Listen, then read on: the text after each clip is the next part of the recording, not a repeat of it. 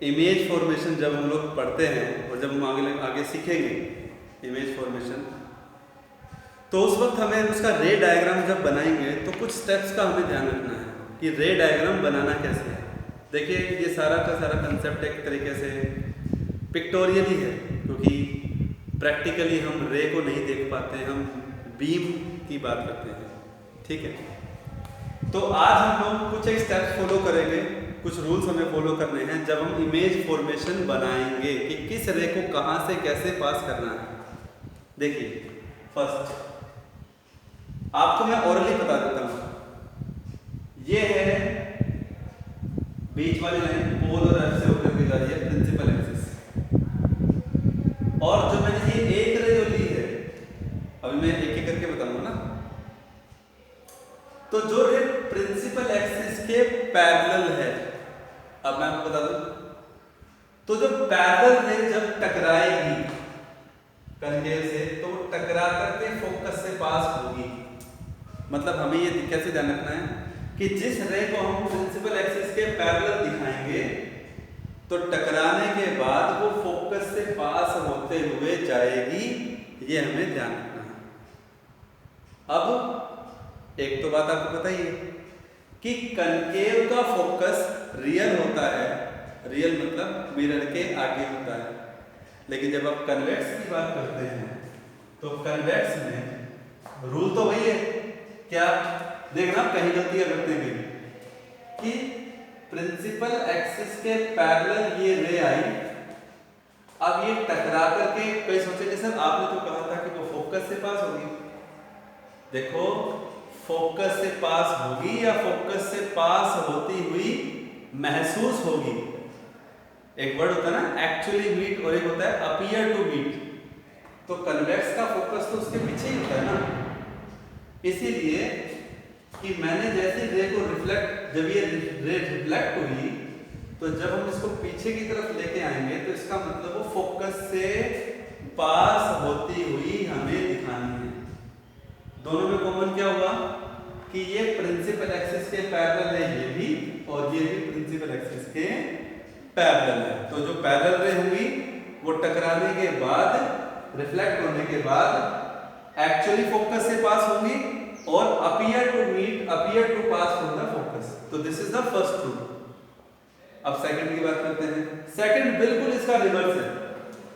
कैसे? सेकंड में देखो मैंने क्या किया, ये इंसिडेंट रे, और एक बात और ध्यान रखो, मैं ना यहाँ पे 1 और 1 डैश नाम दे रहा हूँ, वो इसलिए नाम दे रहा हूँ क्योंकि 1 का मतलब इंसिडेंट रे और 1 डैश का मतलब रिफ्लेक्टेड, उसी का reflected counter part, that is 1 dash. Okay, now second diagram. Second diagram में मैंने क्या किया कि फोकस से पास होते हुए रे जा रही है, मिरर से टकराएगी और फोकस से पास होते ही वो मिरर के टकराने के बाद प्रिंसिपल एक्सिस के पैरेलल हो जाएगी। तो हुआ ना दूसरे का रिवर्स। इसमें क्या था कि प्रिंसिपल एक्सिस के पैरेलल होते हुए जा रही थी, मिरर से टकरा रही थी, फोकस से रिफ्लेक्टेड रे फोकस से पास होकर आ रही थी, यहां फोकस से पास होते हुए जा रही है मिरर की तरफ और टकराने के बाद कैसी हो गई, पैरेलल। सेम चीज यहां पे है। अब आप सोचेंगे बिल्कुल ये इमेजिन करना होगा आपको। मैंने यहां पर डायग्राम कैसे बनाया, मैंने पहले फोकस बना दिया, फोकस से मैंने एक डॉटेड लाइन खींच दी यहां तक, फिर मैंने एक डार्क लाइन खींच दी यहां तक ऐसे, और एरो लगा दिया ये, ताकि हमें ये महसूस हो कि ये इंसिडेंट रे यहां से आती हुई महसूस हो रही है, जो कि फोकस से पास होती, अगर ये नहीं होता तो फोकस से पास होती, तो यहां से आती हुई लग रही है, मतलब फोकस से आती हुई लग रही है, लेकिन टकराती क्या होगी, पैरेलल होगी।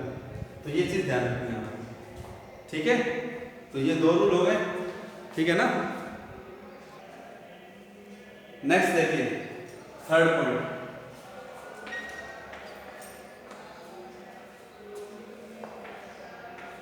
इसमें क्या है बच्चों, देखो अब इसमें से जो ये इंसिडेंट रे है किसी ना किसी सोर्स से, ये सेंटर ऑफ कर्वेचर से पास हो गई, ओह गलत हो गया, थोड़ा सा गलत हो गया,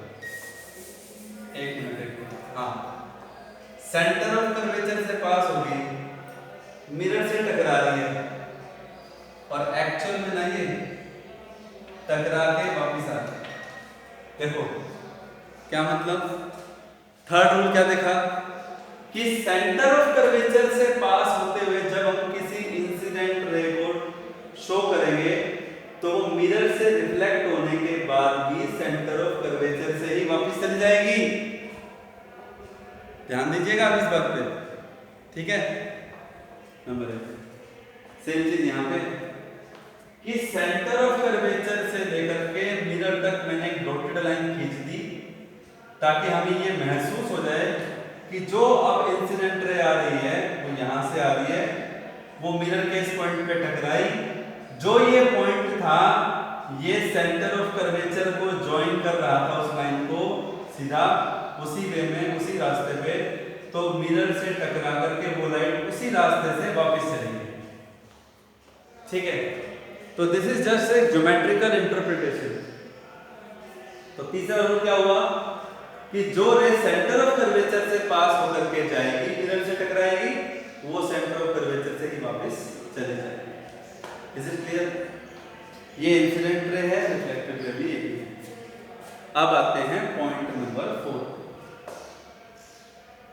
यहां पे आप देखिए, यहां पे आप ये देखिए कि इंसिडेंट रे पोल से टकराई, रिफ्लेक्टेड हो गई यहां, तो angle i equal to angle r. Laws of reflection तो हर तरह के मिरर पे फुल मतलब जो है लागू होता ही है, और सेम चीज यहाँ पे इंसिडेंट रे आई, रिफ्लेक्टेड रे चली गई। लेकिन अब मैं आप लोगों को जो अभी तक नहीं बताया और जो सिर्फ मैंने इस वाले डायग्राम में शो किया है, एंगल आई और एंगल आर, अब बाकियों के दिमाग में ये क्वेश्चन भी आएगा, सर आपने पहले वाले डायग्राम्स में एंगल आई और आर शो नहीं किया। नहीं, मैं ऐसा नहीं कह रहा हूँ, शो करेंगे, बिल्कुल करेंगे, ठीक है। कैसे करेंगे उसके लिए मैं आपको बता देता हूँ। और एक सबसे बड़ी बात ये भी है बच्चों, आप लोगों ने जो लॉज ऑफ रिफ्लेक्शन पढ़ा है, लॉज ऑफ रिफ्लेक्शन सिर्फ प्लेन मिरर पे लागू नहीं होता है, स्फेरिकल मिरर पे भी लागू होता है। बात समझ में आ गई? बस अपने को ध्यान देने वाली बात यह है कि अपन स्फेरिकल मिरर में नॉर्मल लाइन कैसे ड्रॉ करेंगे।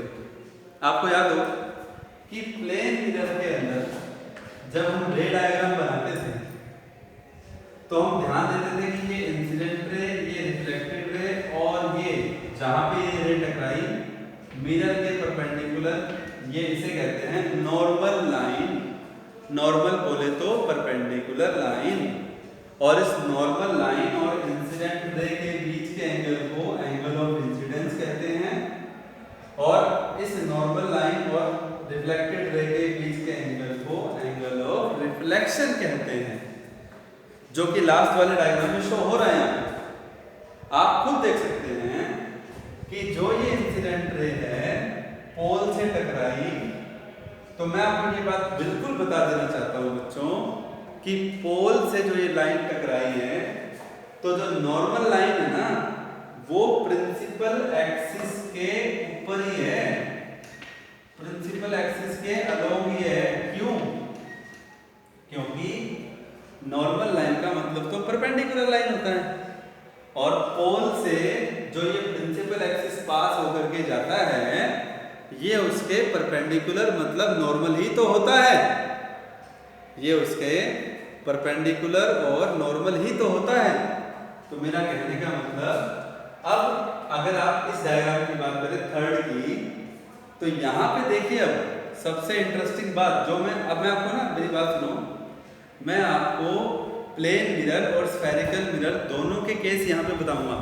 ध्यान दीजिए बच्चों, ये प्लेन मिरर है, ये प्लेन मिरर है, यहाँ तक जिसने नोट कर लिया नोट कर लीजिएगा, ये प्लेन मिरर है।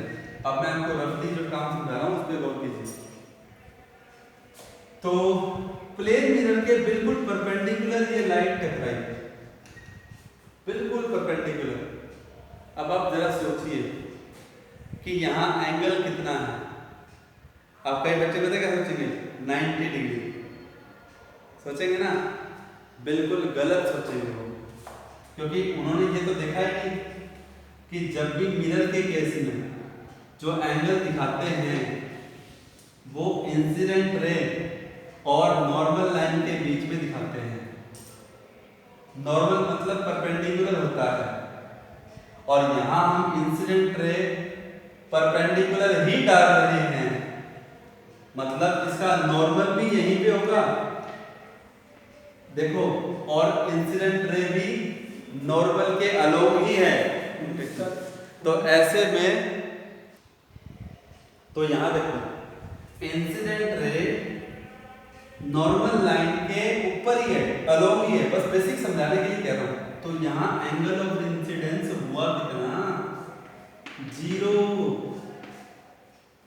एंगल 0 है, 90 मत बोलना बच्चों, 90 तो आप मिरर के साथ कह दोगे, वो थोड़ी ना लेते हैं। एंगल ऑफ इंसिडेंस तो इंसिडेंट रे और नॉर्मल लाइन के बीच का एंगल होता है, और नॉर्मल का मतलब भी तो परपेंडिकुलर ही होता है। तो नॉर्मल, अच्छा, जो हम रे डाल रहे हैं वो भी परपेंडिकुलर डाल रहे हैं,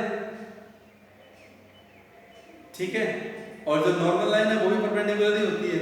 तो एंगल ऑफ इंसिडेंस कितना बना, 0।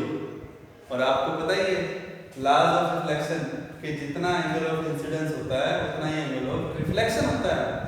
तो इस केस में रिफ्लेक्शन भी 0, इस केस में रिफ्लेक्शन भी 0। अब ये बात आप मैं स्फेरिकल मिरर में समझाता हूँ, आइए जरा देखते हैं बच्चों। स्फेरिकल मिरर में सेंटर ऑफ कर्वेचर से ये लाइन पास हो रही है, मेरी बात पे गौर करना। सेंटर ऑफ कर्वेचर से जैसे ये टकराते ही मिरर से टकराई, तो मैं आपको बता देता हूँ मिरर भले ही स्फेरिकल है, लेकिन जिस पॉइंट पे ये टकराई है ना, जब हम उस पॉइंट पे नॉर्मल ड्रॉ करेंगे ना, नॉर्मल परपेंडिकुलर, मिरर के उस पॉइंट पे नॉर्मल ड्रॉ करेंगे, परपेंडिकुलर ड्रॉ करेंगे, तो हमें जैसा कि पता है कि normal line centre of curvature से ही पास होके जाती है। मेरी बात पे गौर कीजिए, नॉर्मल लाइन जो हम एंगल ऑफ इंसिडेंस और रिफ्लेक्शन दिखाने के लिए शो करते हैं, वो सेंटर ऑफ कर्वेचर से पास होके जाती है स्फेरिकल मिरर में। तो इसीलिए अब देखो यही वाली पिक्चर होगी कि इंसिडेंट रे भी वही, नॉर्मल भी उसी के ऊपर, तो एंगल ऑफ इंसिडेंस 0, तो एंगल ऑफ रिफ्लेक्शन भी 0। बात समझ में आ गई? चलिए, तो ये 2 पॉइंट हो गए। अब मैं जो इससे पहले जो 2 डायग्राम मैंने बनाए थे, उन 2 डायग्राम पे मैं एक बार वापस आता हूँ, ठीक है बच्चों, जरा ध्यान दीजिएगा। जहां तक मैंने ओरिजिनली 4 डायग्राम बनाए थे वो तो आपको नोट करना ही है। अब तो मैं आपको और एडिशनल इंफॉर्मेशन दे रहा हूं, ठीक है। नॉर्मल लाइन कहां पास होता है स्फेरिकल मिरर में, मेरी बात पे गौर कीजिए। देखिए ये स्फेरिकल मिरर कनकेव ले लिया मैंने, याद करो सबसे पहले वाला केस क्या था। सबसे पहले वाला केस था कि प्रिंसिपल एक्सिस के पैरेलल जाएगी और फिर फोकस से पास हो जाएगी इंसिडेंट रे, यही था, ठीक है। अब मैंने यहाँ पे एंगल ऑफ इंसिडेंस और एंगल ऑफ रिफ्लेक्शन तो नहीं शो किया ना इस डायग्राम में, मैं डायग्राम की बात कर रहा हूँ इसकी, ठीक है, मैं डायग्राम की बात कर रहा हूँ।